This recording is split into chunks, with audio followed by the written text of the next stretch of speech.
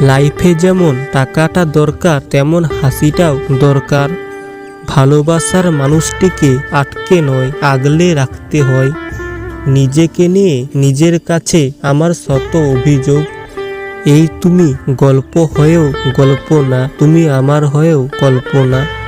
তুমি রেখে দিলে তোমার শেষ কাব্য হয়ে থেকে যাব। ভালোবাসাটা দামি হয় না, দামি হয় ভালোবাসার মানুষটা।